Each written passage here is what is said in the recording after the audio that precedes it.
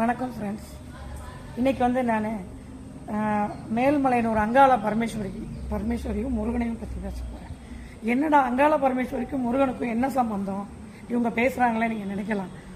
Daily நான் என்ன பண்ணுவேன், காலையில் வேல்மாறலும் கந்தசஷ்டி கவசமும் கேட்குறது என்னோட வழக்கம். அதை நான் கேட்டுக்கிட்டே தான் எந்திரிப்பேன். தூங்கி எந்திரிக்கும் போது அதை நான் கேட்டுக்கிட்டே தான் எந்திரிப்பேன். ஏன்னா அது எனக்கு அவ்வளோ நல்லாயிருக்கும்.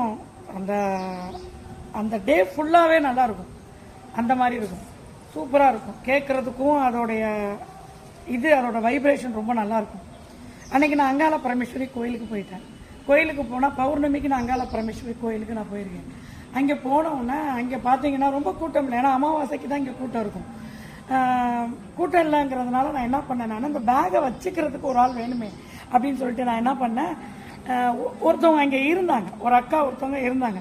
அவங்கக்கிட்ட, அக்கா அந்த பேக்கை நீங்கள் கொஞ்சம் பார்த்துக்கிறீங்களா, நான் போய் சுடுகாட்டு பத்ரகாளியை பார்த்துட்டு வரேன், எல்லா சாமியும் தரிசனம் பண்ணியாச்சு, நான் போய் பார்த்துட்டு வரேன் அப்படின்னு சொன்ன உடனே அவங்க என்ன சொன்னாங்க, ஓகேம்மா நான் பார்த்துக்கிறேம்மா, கூட்டம்லாம் இல்லைம்மா, நீ என்ன பண்ணுற, நீ போயிட்டு வாமா அப்படின்னு அவங்களும் சொன்னாங்க.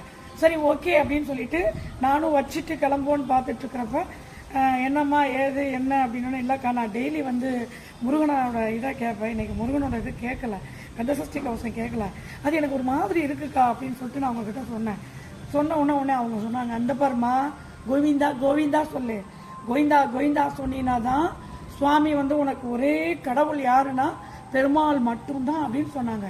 ஓ அப்படியாக்கா. அவங்க கேட்டுட்டு இருந்தா கொஞ்சம் அவங்க நல்லா ஸ்டேஜ் பாடகி கட்சியில் இருக்கிறவங்க, அவங்க ஒரு 3 மாதமாக அந்த கோயிலில் இருக்காங்க. இதெல்லாம் எனக்கு அப்புறம் தான் தெரிஞ்ச விஷயம்.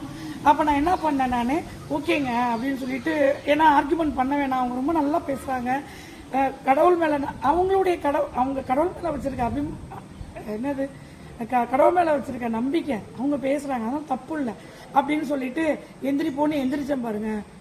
முருகரை பற்றி, அழகென்றால் முருகனே, அறிவென்றால் முருகனே, தெளிவென்றால் முருகனே, தெய்வமும் முருகனே, தெய்வமும் முருகனே அப்படின்னு பாட ஆரம்பிச்சிட்டாங்க. அவங்களே பாடுறாங்க, முருகரை பற்றி பாடுறாங்க. ஒவ்வொரு பாட்டும் முருகனை பற்றி பாடிக்கிட்டே இருக்காங்க. என் கண்ணிலேருந்து தாரையாக கண்ணீர் வடிக்கிட்டு நான் என்ன பண்ணுறேன், அந்த லக்கேஜை வச்சுட்டு அப்படியே உட்காந்து அவங்கள பார்க்குறேன். அந்த குரலில் இருக்கிற ஒரு இனிமை இருக்குது பார்த்தீங்களா, அந்த குரலில் நான் இது வரைக்கும் அந்த மாதிரி நான் கேட்டதில்லைங்க. எனக்கு முருகரையே என் கண்ணு முன்னாடி கொண்டு நிப்பாட்டினது மாதிரி இருந்ததுங்க. அவ்வளோ ஒரு அருமையாக இருந்தது. அதை சொல்ல முடியாதுனால கேட்டுட்டு கண்ணில் தரையாக வடியுது.